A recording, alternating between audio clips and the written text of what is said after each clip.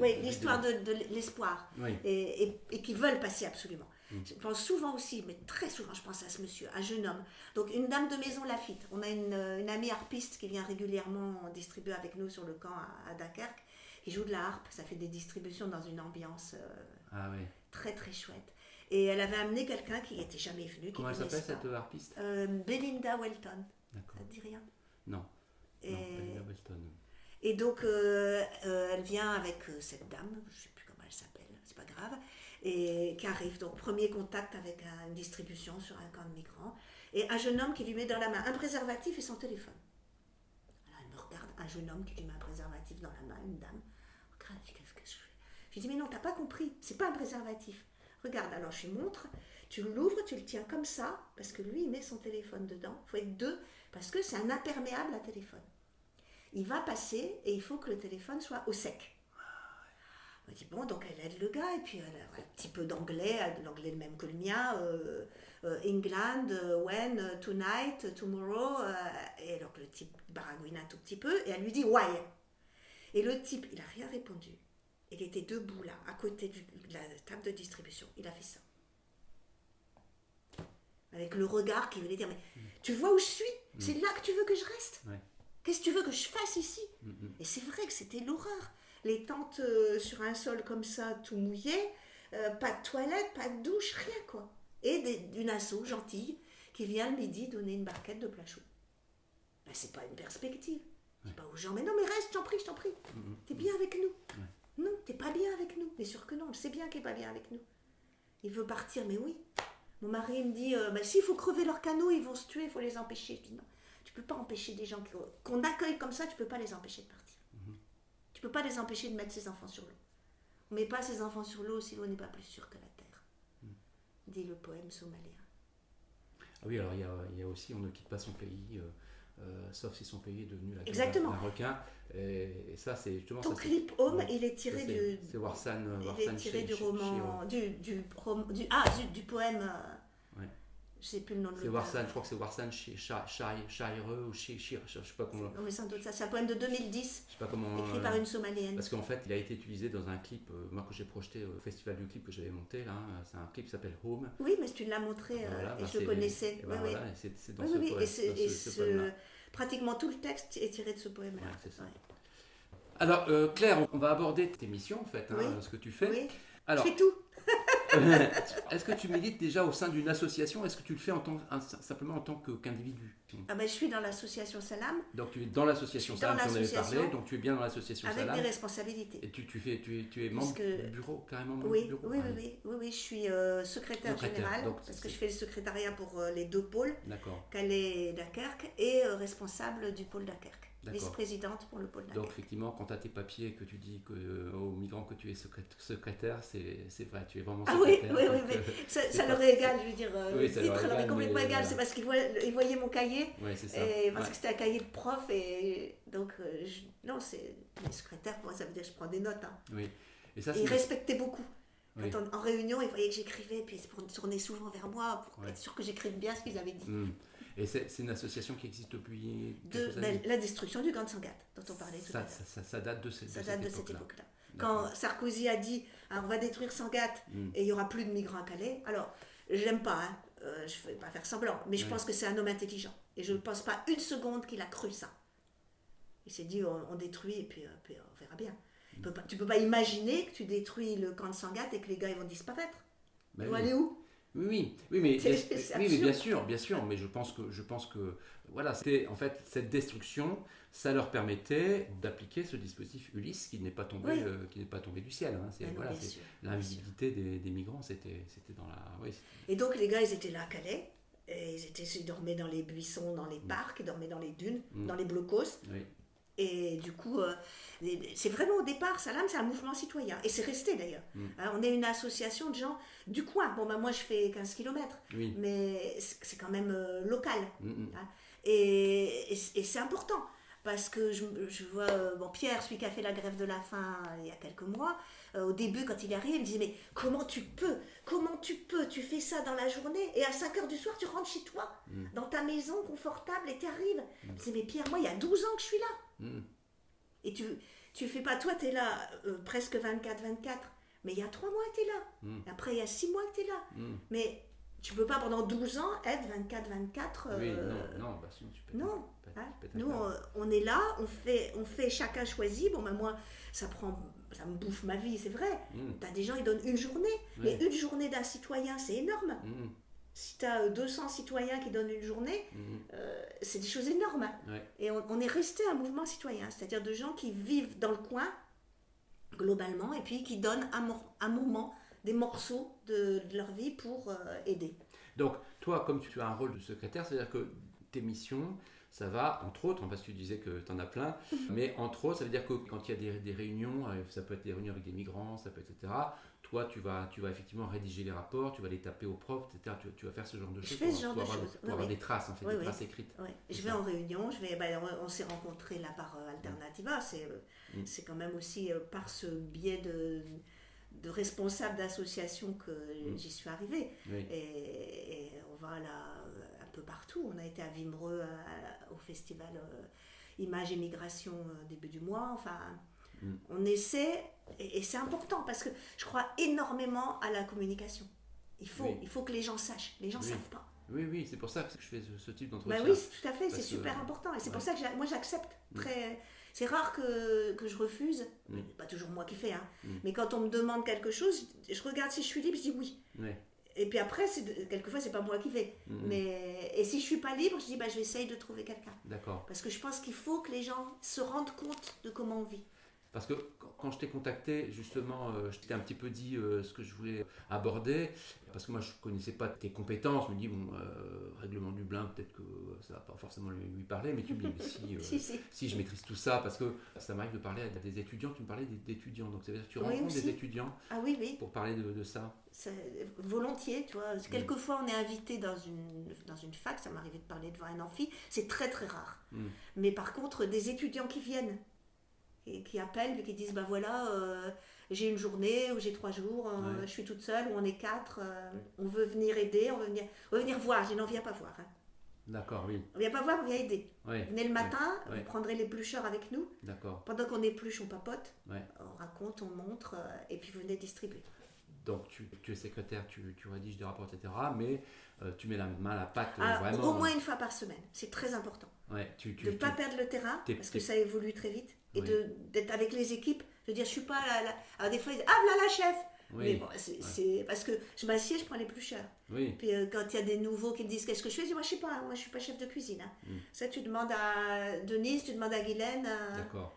Est-ce qu'il faut faire les carottes ou la salade de fruits Moi je sais pas. Il y a beaucoup de femmes, plus de femmes que d'hommes. Oui, il y a plus de femmes que d'hommes. Je crois beaucoup, parce que c'est beaucoup des histoires de popotes et de vêtements. Et les hommes, ça les rebute un petit peu. Mais il y a des hommes. Et c'est important qu'il y ait des hommes pour l'équilibre par rapport entre nous, par rapport au public. Puis aussi un petit peu parce que... Oui, parce qu'on n'a pas... nous, on est quand même beaucoup de retraités. Et moi, je sais que les caissons de nourriture, c'est des trucs pour 50. Je les porte pas, quand c'est plat, je ne les porte pas toute seule. On se met à 2, c'est tout. Quand il n'y a pas d'homme, on se met à 2. Mais c'est sûr que quand il y a quelqu'un d'un peu jeune et costaud, puis qui dit « Mais attends !» et qui soulève ça comme... Mais alors ça veut dire que, par exemple, justement, les repas, il y a des repas qui sont préparés tous les jours, chaque jour. Salam fait, à Calais, on fait le petit déjeuner 7 jours sur 7. 7 jours sur 7. En tournant dans les lieux. Et à Grande-Sainte, on fait le repas de midi 4 jours. Mais les 3 autres jours, c'est 3 assos différentes. D'accord. Donc quand on parle popote, on a une voix prépondérante.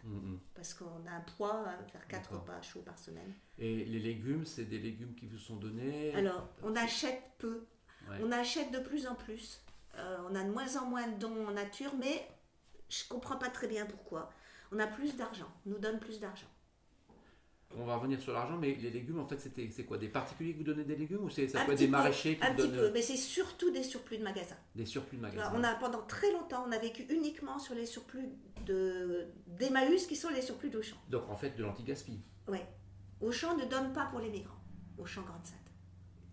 C'est une politique. C'est une politique. Ils ne donnent pas pour les migrants. Ils ne donnent pas pour les migrants. Et ils donnent à Emmaüs, qui donne à des bons Français en situation de précarité.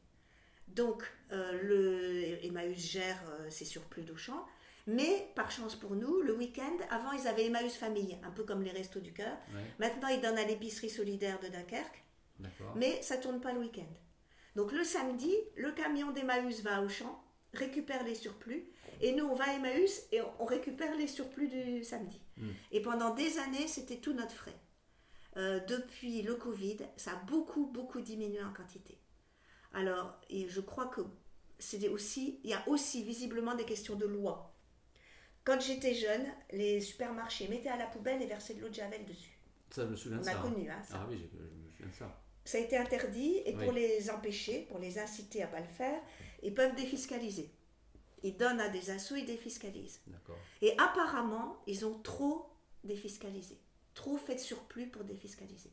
Je ne comprends pas comment de faire des surplus qui ne rapportent pas d'argent peut rapporter plus en défiscalisant qu'en vendant. Oui. Mais apparemment, ça a été le cas. Ça serait intéressant de creuser Ah ce ouais, genre de oui. choses, par exemple. Ah oui, j'aimerais bien savoir. Ça serait intéressant de savoir. Ouais. Ouais.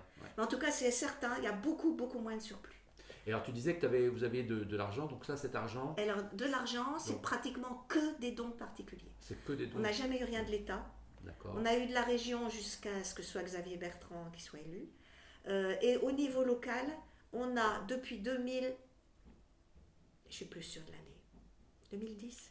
Xavier Bertrand, qui est un homme de droite, il faut le signaler, et Oui. qui, lui, quand il est arrivé... A coupé Dans le Nord, la subvention aux associations d'aide aux migrants. D'accord, c'est bon de le dire. Et donc on a de la CUD, Communauté urbaine de Dunkerque, depuis je crois 2010. Un remboursement de la moitié, sur ticket de caisse, il vérifie. Ouais, J'ai déjà eu un appel parce qu'il y avait une erreur. d'accord. Ah oui. Il rembourse la moitié des frais de nourriture, textile, produits d'hygiène. Bon, nous, on n'achète pas de produits d'hygiène. On nous en donne, et si les gars demandent du savon, du shampoing, on a à donner. D'accord. Mais on n'en achète pas. Textile, on achète très peu. Oui. Faut vraiment, je me souviens d'une promotion, il y avait chez Action des caleçons longs à mettre sous le pantalon, Oui. à moins d'1 euro. Donc j'ai appelé mon président, je dis qu'est-ce que je fais? Il me dit tu prends pour 1000 euros. Je suis allée, j'ai tout pris, il n'y en avait pas pour 1000 euros. C'est entre 800 et 900 euros. J'avais mon caddie qui débordait. Et on a donné tout l'hiver, c'était génial. Parce que des caleçons longs à moins d'1 euro, tu ne trouves pas d'habitude. Oui, mais alors toi, tu parles donc de l'argent qui sert à ça, mais ce qui est essence, gaz... Ah, ben là, en fait, c'est sur, ça- sur nos frais. Hein. Ça, Il n'y a pas d'aide. Ah non, il n'y a pas d'aide. Ça, c'est... Et donc, moitié, je disais, moitié de textile, produits d'hygiène et alimentaire. Nous, c'est l'alimentaire, le gros truc. Ouais. Et la mairie de Grande-Sainte, le CCAS, mettez l'autre moitié. Depuis que le camp n'est plus à Grande-Sainte, la mairie de Grande-Sainte continue de mettre l'autre moitié. Tant qu'ils voudront bien. Parce que, D'accord. après, ça ne s'impose pas. Et puis les autres communes ne l'ont jamais fait. Hein. Oui. Mettre l'autre moitié. Et donc ça, c'est une aide, c'est plusieurs milliers d'euros, c'est une vraie aide. Mais alors quand tu dis les véhicules, le gasoil, l'eau et l'électricité qu'on consomme, Tout ça, c'est pour votre pomme. les bouteilles de gaz, tout ça, c'est nous. Hein. Ouais. Si je reviens au rapport de la plateforme de soutien aux migrants, ils avaient établi une liste, tu vas me dire effectivement si c'est une liste qui a évolué, c'est-à-dire qu'il y avait à l'époque, donc je crois que c'est dans les années 2020 que l'enquête avait été faite, me semble-t-il, parlait de gens qui étaient issus du Soudan, de l'Irak, de l'Afghanistan, de l'Érythrée, de l'Éthiopie, de l'Iran. Alors quand j'ai vu le Vietnam, j'ai trouvé ça quand même dingue. Si. Niger, et il n'y avait pas de Syriens. Est-ce Très qu'on bon. retrouve effectivement ces nationalités-là? Est-ce qu'on en trouve d'autres? Donc les Syriens effectivement sont arrivés, alors qu'il n'y en avait Non, pas. mais il n'y en a enfin, pratiquement pas. il y en a pratiquement pas. Les de Syriens. Syriens veulent rester en France. Quand on a des Syriens, c'est des Kurdes. D'accord. Du moins sur Dunkerque, c'est clair. Hein. Qui veulent rester en France, ils veulent Non, justement, ils veulent passer. pas aller au Ils veulent Royaume-Uni. passer. Ceux qu'on a, c'est des qui veulent passer. Oui. S'ils veulent rester en France, ils sont sur la région parisienne. Ah voilà, c'est ça. Et ici, donc, quand on a des Syriens, c'est des Kurdes et ils veulent passer. D'accord. Et il y a d'autres nationalités que celles que j'ai citées? Alors, il y a de plus en plus d'Africains, c'est sûr. Ah oui. Ouais. Ouais. J'ai pas vu Érythréen. Alors, toi, j'ai marqué Niger, mais si, Érythrée, Éthiopien. ouais, éthiopien. Donc, Soudanais. c'est Afrique de l'Est, Ouais. principalement. Ouais. Et puis, forcément... On a quelquefois des Guinéens, par D'accord. exemple. D'accord. Hein. En gros, c'est ça. Hein. Oui, c'est ça reste ça. Ah oui, ça reste ça. Et des Vietnamiens par vague. Et des Vietnamiens qui ne se mélangent pas avec les autres, qui viennent très peu manger et qui sont toujours... ils campent à part. D'accord. Ils sont... Bah là, de toute façon, il y a une barrière de la langue terrible. Là, de toute façon. Ouais, enfin, tu sais, la barrière de la langue, à mon avis, entre Après, bon, ils se débrouillent en anglais, de toute façon, la plupart du temps, c'est comme ça que ça marche. Alors, Les j'ai lu Afghans, aussi ils ne que... parlent pas tous arabe du tout. Hein. Oui, oui. Alors, j'ai lu aussi que 85% de cette population était célibataire. Donc, ça veut dire que c'est quand même une population plutôt d'hommes jeunes. Oui, oui. 20-25 ans C'est ça. en majorité. Oui, oui. Et puis, il y a les célibataires et puis il y a ceux qui partent tout seuls. Parce que quand on voit le parcours, Oui. Ceux qui partent avec la femme et les gosses, c'est que vraiment, ils ne peuvent pas faire autrement. Hein. Ouais. On revient là-dessus, hein. On met pas Oui. ses enfants sur l'eau et on ne se lance pas dans des périples pareils si on ne se dit pas ils vont prendre la bombe sur la figure. Quoi. Voilà. C'est la guerre. Hein. Oui, je pense que c'est un point sur lequel il faut vraiment insister dans cet entretien, c'est que vraiment, il faut que les gens aient conscience de ça. C'est-à-dire que, encore une fois, on ne quitte pas son pays si ce n'est plus possible d'y vivre. Enfin, je pense que personne n'a envie de quitter son pays pour aller vivre ailleurs, définitivement, dans l'inconnu. En laissant tout. En sachant qu'on va subir de la violence, en sachant qu'on va se faire ponctionner tout l'argent qu'on a sur soi. Enfin, donc c'est terrible, quoi. Donc, faut vraiment que les gens aient conscience de ça, parce que j'ai l'impression que les gens n'ont pas toujours conscience de genre de choses. Non, donc c'est des hommes seuls, énormément. Moi, quand je suis arrivée, il n'y avait que des hommes. Quand il y avait une femme de temps en temps, alors on la chouchoutait, on lui trouvait un oreiller. C'est des bricoles, hein. La pauvre dame, alors tenez, on a trouvé un oreiller. Oui, on reviendra justement sur la situation des quelques femmes quand on va aborder les violences policières, ou peut-être dans les campements. 25% de cette population était là depuis plus de 5 mois. Ça, c'était donc dans l'enquête en 2021, 25% de cette population était là depuis plus de 5 mois. Alors, est-ce qu'aujourd'hui, on est bien au-delà de ces chiffres? C'est-à-dire que les gens sont là, en fait, restent sur place bien plus longtemps. Non. En fait. Non, depuis que ça passe en bateau, il reste moins longtemps. Ça tourne beaucoup plus. Maintenant, le passage vers le Royaume-Uni, pratiquement, c'est que le bateau, parce que oui, ça c'est important de dire, c'est l'argent que reçoit la France du Royaume-Uni. C'est-à-dire que le Royaume-uni quand même paye la France. Alors c'est des sommes... c'est énorme, hein. C'est considérable. C'est des sommes considérables. Ça, c'est d'ailleurs intéressant de savoir si tout cet argent-là, à quoi il sert. Parce que moi j'ai lu que ça servait à payer les organes de sécurité, à construire des barrières, de mettre des barbelés, acheter des drones, des caméras thermiques, enfin toutes ces choses-là. Mais ça me paraît, quand je connais les chiffres, je sais pas, il me semble que c'était 500 millions d'euros. Enfin, c'est en millions d'euros. C'est en millions, oui. C'est en millions d'euros. Moi, il me semble que j'avais vu ça, 500 millions d'euros, donc c'est considérable. Donc on se dit, mais est-ce qu'on pourrait pas utiliser cet argent autrement? Bien sûr que si. Tu vois, il y a quand même un truc de dingue. Et la première fois qu'ils ont donné de l'argent, il était dit qu'une partie irait à l'aide humanitaire. Hein. Mais on n'en a jamais vu la couleur. Voilà. Jamais. Hein. Oui. C'était un effet comme ça d'annonce. Rassurez-vous. Mais je pense que c'est ça aussi qui fait qu'on a aujourd'hui le contexte, il est ce qu'il est. Le RN qui est du pouvoir, mais en fait, il y a aussi cette histoire de ras-le-bol des gens, du manque de transparence, de l'argent. On ne sait pas en fait où il passe. Moi, je trouve que c'est normal qu'on paye des impôts. Je veux dire, c'est complètement normal. Enfin, il y a très très peu de gens qui s'opposent à ça en fait. Je trouve que c'est normal. Mais par contre, effectivement, on aimerait bien savoir comment ils distribuent cet argent. On ne le sait pas. Et là, effectivement, c'est d'ordre de 500 millions d'euros d'aides qui sont données par le Royaume-Uni à la France. Ce serait intéressant de savoir quand même comment utiliser cet argent. Surtout si on te dit une partie doit aller à l'aide humanitaire et que ce n'est pas le cas. Et c'est pas le cas. Enfin, c'est scandaleux, quoi. Oui, c'est scandaleux. Oui, et donc je corrige un tout petit peu. Hein. Oui, la plupart passent en bateau, mais ça fait quelques mois qu'on constate qu'ils retournent dans les camions. Parce que les passages en bateau étaient très compliqués par la météo, par la présence policière sur le littoral. Oui. Et la plupart des départs en camion, c'est les Soudanais, parce que c'est moins cher. Parce qu'ils essayent, d'autant plus que c'est une filière moins structurée, puisque c'est les bateaux, la grosse filière, de ne pas payer les passeurs. J'ai vu que dans la réglementation au Royaume-Uni, justement, ils menaçaient les transports routiers de leur faire payer des amendes si on découvrait qu'il y avait des migrants dans leur camion. C'était déjà comme ça, c'est pas nouveau.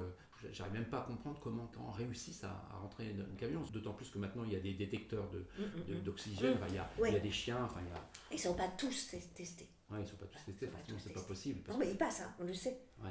Il y a des coups de fil, il est arrivé. Il y en a qui réussissent à passer. Oui, il y en a, et beaucoup depuis la fin de l'hiver, que quand il a continué à faire pas beau, alors qu'on s'attendait à ce que la mer permette à nouveau les passages. Plus, je te dis, des histoires d'argent. Les Soudanais qui n'ont pas de sous, ils tentent par les camions. Et ça marche. Je crois que c'est en février, la première fois, il y a eu la grève des agriculteurs. Et d'un seul coup, les gens à Calais m'ont dit, mais t'aurais vu ce matin? On se croyait plusieurs années en arrière. Les types, ils passaient en courant, ils prenaient un bout de pain et ils criaient Dougar, Dougar. Dougar, ça veut dire qu'il y a un bouchon. Et donc, on peut essayer d'ouvrir les portes et monter. Et ils criaient Dougar, Dougar, et ils se précipitaient sur le bouchon. Donc, ils arrivent à ouvrir des portes à l'arrière du camion. Ouais. Je l'ai vu faire ça une fois. C'était impressionnant. C'était avant le passage en bateau, à l'époque de la Grande Jungle. Les gars, ça fonctionne par trois petits groupes. Il y en a qui courent pour ouvrir les portes, il y en a qui montent, il y en a un qui arrête le camion. Il saute devant les camions. Ah oui. Ça fait peur, hein? Ouais. Il saute devant les camions, le camion s'arrête, il y en a un qui ouvre les portes et il y en a qui montent. Et je suppose qu'il tourne après. C'est pas toujours le même qui se jette devant les camions. Et c'est impressionnant. Et moi, j'étais dans ma petite voiture derrière. Puis les CRS au milieu de tout ça. Ouais. Ils jouent. Il y en a là, j'en ai vu à la cour, attrape-le. Avec les gazeuses, psh, tu crois qu'il y a des moustiques. Psh, et le gars il tombe.